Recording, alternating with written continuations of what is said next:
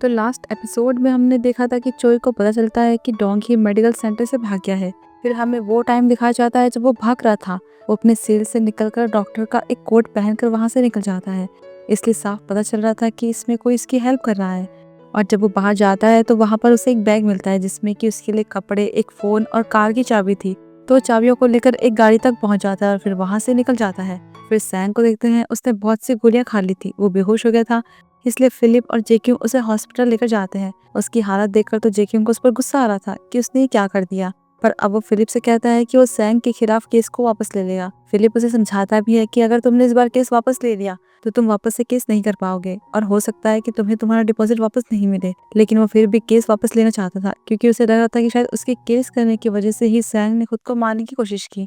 अगर वो ऐसा नहीं करता तो ये नहीं होता। कहता है कि उसकी मॉम ने भी उसे धोखा दिया और उसके बेस्ट फ्रेंड ने भी उस पर केस कर दिया, तो उसकी हालत कैसी हुई होगी। इसलिए मैं समझ सकता हूँ, अगर मैं भी उसकी जगह होता तो मैं भी शायद यही करता। और फिर वो सैंग को देखने के लिए अंदर चला जाता है और वहां पर चोई शिन को लेकर मेडिकल सेंटर पहुंचता है जहाँ से डोंगी भाग गया था। तब सीसीटीवी में उसे एकदम ठीक देखकर वो चौंक जाते हैं कि ये तो एकदम ठीक है। और उन्हें पता चलता है कि वो दवाई नहीं ले रहा था, बल्कि उसने तो दवाइयाँ छुपा ली थी।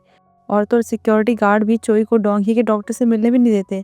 कहते हैं कि वो यहाँ पर नहीं है और वो उन्हें डिस्टर्ब ना करे। इसलिए चोई को भी अब शक हो गया था कि इन सब में डोंगी अकेला नहीं है, जरूर किसी ने उसकी हेल्प की है। इसके बाद शीन अपने हैकर दोस्त से मिलने जाता है। उसे ये पता लगाने के लिए कहता है कि कहीं डोंगी ने अपने पैसे छुपाए तो नहीं है, क्योंकि उसने जो ये सब किया उसके साथ कोई इसका पार्टनर जरूर है और उसे पैसे भी मिले होंगे। और वहाँ चोई डोंगी के बारे में सोच रहा था, वही सब बातें जो कि डॉक्टर ने उसे बताई थी। रात भर उसी के बारे में सोचने के बाद अगले दिन वो अपने कमिश्नर से मिलने जाता है और उनसे डोंगी के बारे में बात करता है। कहता है कि मैं उसके साथी को पकड़ना चाहता हूँ, पर वो तो उस पर गुस्सा करते हैं और उसे वहां से भगा देते हैं। फिर चिकन शॉप में देखते हैं फिलिप शिन को जेक्यू के बारे में बताता है कि उसने केस ड्रॉप कर दिया है, लेकिन वो कोई खास रिएक्शन नहीं देता। तो फिलिप गुस्सा करता है कि आपने तो कहा था कि बिना पैसों के केस वापस नहीं लेना है। लेकिन वो फिर कहता है कि ये उनका फैसला है, उन्हें जो करना है वो करे। कि तभी सांगुन वहां आता है तो फिलिप उसे भी बताता है कि जेक्यू ने केस वापस लेने का फैसला कर लिया है। पर उसके लिए तो ये अच्छा था क्योंकि वो चाहता था कि वो लोग सेटलमेंट कर लें। फिलिप को तो सैंग और जेक्यू दोनों की चिंता हो रही थी क्योंकि दोनों के साथ स्कैम हुआ था, दोनों के पैसे ठग लिए गए थे। तो वो इसे लेकर परेशान हो रहा था। उसे परेशान देखकर सियोन उसे वहां से बाहर ले जाती है। पर सांगुन तो शिन के लिए परेशान था क्योंकि डोंगी जेल से भाग गया है। तो अब उसके मन में क्या चल रहा है वो यही सोच रहा था। उससे बात भी करता है लेकिन शिन तो कुछ काम का बहाना बनाकर वहां से निकल जाता है। तब सांगुन फिलिप से कहता है कि वो शिन पर नजर रखे, अगर वो कुछ भी अजीब बिहेव करता है, अनयूजुअल करे, तो वो उसे इन्फॉर्म करे। बाद में फिलिप शिन को बताता है कि सैंग हॉस्पिटल से डिस्चार्ज हो रहा है। तो वो उससे मिलने के लिए हॉस्पिटल जाता है। उससे पूछता है कि तुमने अपनी जान लेने की कोशिश क्यों की थी। तो वो बताता है कि मुझे बहुत ज़्यादा बुरा फील हो रहा था। भले ही मैंने लोगों का पैसा नहीं चुराया, पर इन सब के पीछे मेरी मॉम थी, तो मुझे लोगों के लिए बुरा लग रहा था। और उसे अपने दोस्त के लिए भी बुरा लग रहा था कि मैंने उससे पैसे देने का प्रॉमिस किया था, पर मेरे पास कुछ भी नहीं है। तब शिन कहता है कि ऐसा कैसे कुछ भी नहीं है, या तो तुम 100 साल तक जिंदा रहकर काम कर करके लोगों के पैसे चुकाओ, या फिर अपनी माँ से उन पैसों को वापस लो। तुम्हें इसका रास्ता ढूंढना होगा, इसलिए तुम हार नहीं मान सकते। और वहीं फिलिप जेकिंग से कहता है कि वो सैंग की मॉम मिसू को ढूंढने में उसकी हेल्प करे। इसके बाद फिलिप और शिन सैंग और जेकिंग को उनके घर छोड़ जाते हैं। तो वहां पर बहुत से किराएदार उस पर चिपक जाते हैं, उसे पैसे मांगने लगते हैं। तब जेकिंग उसका साथ देता है, उन सब लोगों को रोकता है और फिर उसे अंदर लेकर जाता है।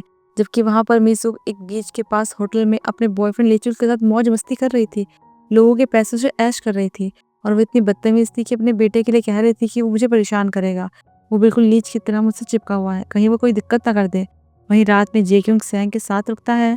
तब रात में जब उसकी नींद खुलती है तो देखता है कि सैंग बाथरूम में बैठकर रो रहा था। उसे भी उसके लिए बुरा लग रहा था। सैंग उससे माफी मांगता है, कहता है कि मैं जानता था कि मेरी माँ झूठ बोल रही थी, लेकिन मैं फिर भी उन पर भरोसा करना चाहता था, पर मैं तुम्हारे पैसे वापस कर दूंगा। तो वो कहता है कि तुम वापस क्यों करोगे, तुम्हारी माँ की गलती है तो पैसे उन्हें वापस करने चाहिए। तो इस बारे में मत सोचो और चुपचाप से आकर सो जाओ।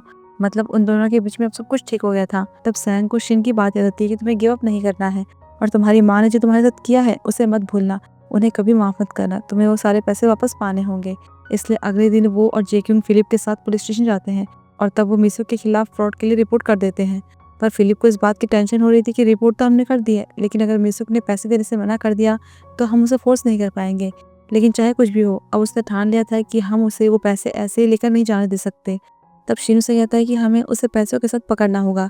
ऐसे लोगों से अलग तरह से डील करना पड़ता है क्योंकि वो लोग इंसान नहीं होते हैं, इनकी ट्रीटमेंट कुछ अलग तरह से होती है। फिर मिसुक और लिचुल को देखते हैं, वो कुछ बेघर लोगों की हेल्प कर रहे थे, उन्हें खाना खिला रहे थे। और फिर उन्हें ड्रिंक करवाने के बाद जब वो बेहोश हो जाते हैं तो एक आदमी का आईडी कार्ड लेकर वहां से भाग जाते हैं। इस बीच शिन अपने हैकर दोस्त को मिसू के बॉयफ्रेंड के फ़ोन को ट्रैक करने के लिए कहता है और खुद चेयरमैन पार्क के पास जाता है। अब पहले तो उनसे गन मांगता है कि वो खुद ही मिसू को उड़ा दे, लेकिन वो मना करता है।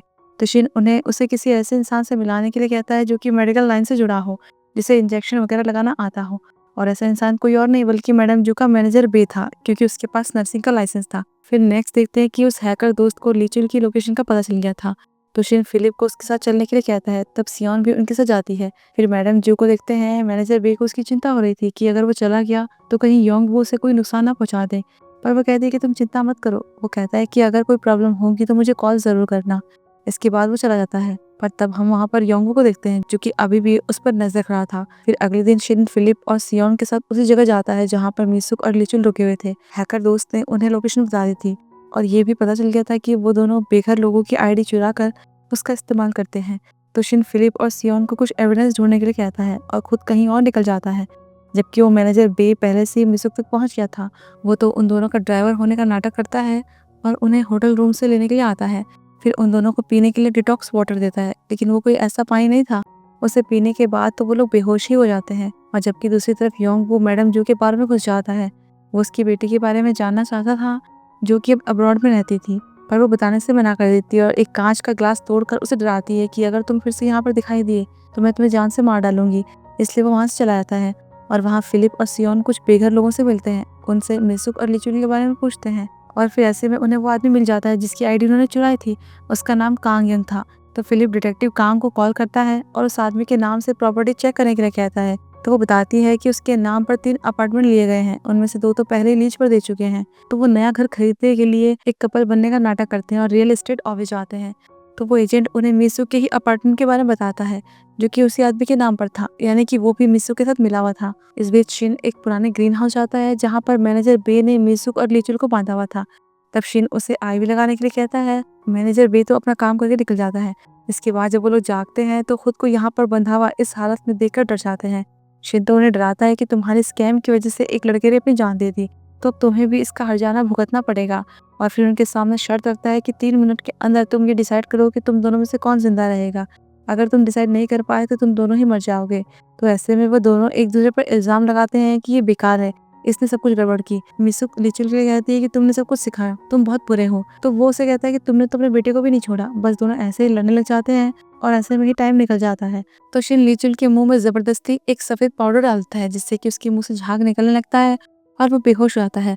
इसके बाद शिन मिसू को भी वो पाउडर खिलाने लगता है। उसके पास जाता है पर वो तो बहुत डर जाती है और रोने लग जाती है। और वहां पर वो एजेंट फिलिप और सियोन को घर दिलाने पर लगा हुआ था। उनसे कहता है कि ले लो, नहीं तो ये कोई और ले लेगा। और तो और उसने घर के नाम पर उसी आदमी की आईडी लगा रखी थी और पावर ऑफ अटॉर्नी उसके नाम पर ही थी। कि तभी कांग और उसका कलीग वहां पहुंच जाता है। वो लोग उस एजेंट को फ्रॉड करने के जुर्म में अरेस्ट कर लेते हैं। उधर मिसुक भी अपनी जान बचाने के डर से अपने सारे विक्टिम जिससे उन्होंने पैसे ठगे थे, उन्हें उनके पैसे वापस करने के लिए मान जाती है और तुरंत ही पैसे ट्रांसफर कर भी देती है। जिकियों को भी उसके पैसे मिल जाते हैं। पर इसके बाद भी शिन उसके मुंह में वो सफेद पाउडर डाल देता है। फिर जब थोड़ी देर बाद वो दोनों उठते हैं तो पुलिस उनके पास पहुंच गई थी और उन्हें अरेस्ट कर लेती है। फिर रात में शिन और उसकी टीम अपनी जीत को सेलिब्रेट कर रहे थे, पर सियोन को तो यहाँ पर और रहने का मन था, इसलिए शिन उन दोनों को लेकर स्पा में जाता है। अब फिलिप और सियोन को खबर मिल गई थी कि मिसुक और उसके बॉयफ्रेंड को पुलिस ने पकड़ लिया है, लेकिन उन्हें ये नहीं पता था कि ये सब शिन के काम है। पर फिलिप को कहीं ना कहीं समझ आ गया था कि इसलिए शिन यहाँ पर आया था। फिर रात में शिन उन दोनों को सोता हुआ छोड़कर अकेले वापस चला जाता है ताकि ये दोनों साथ में टाइम स्पेंड करें। तो फिर अगले दिन फिलिप और सियोन अम्यूजमेंट पार्क जाते हैं और वहाँ पर खूब मस्ती करते हैं, साथ में पूरा दिन बिताते हैं। फिर शाम को सियोन जब उदास बैठी हुई थी तो फिलिप उससे पूछता है। वो बताती है कि उसकी माँ उसे छोड़कर तब चली गई थी जब उसकी बहन 2 साल की थी।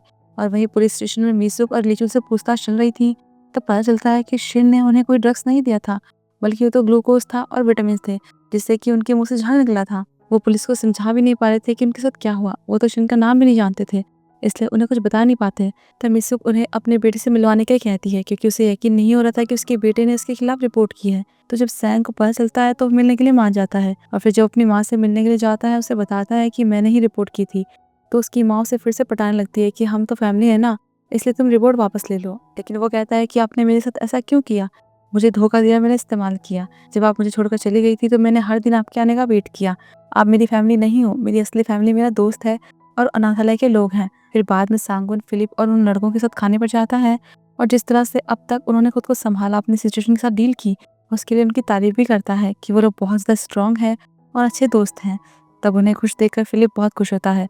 इस बीच हमें डोंकी को दिखाया जाता है, वो अपने घर पर आया हुआ था और वहीं शिन अपने उस हैकर दोस्त के पास जाता है। वो उसे बताता है कि डोंकी के नाम से तो कोई अकाउंट नहीं है, लेकिन उसकी माँ के नाम से ट्रांजेक्शन हुआ है।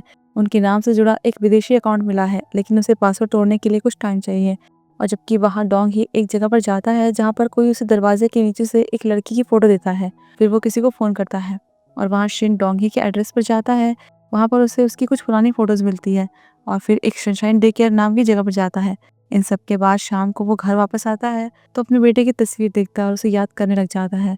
और यहीं पर ये एपिसोड खत्म होता है। तो फिर हम जल्दी मिलते हैं अगले एपिसोड में।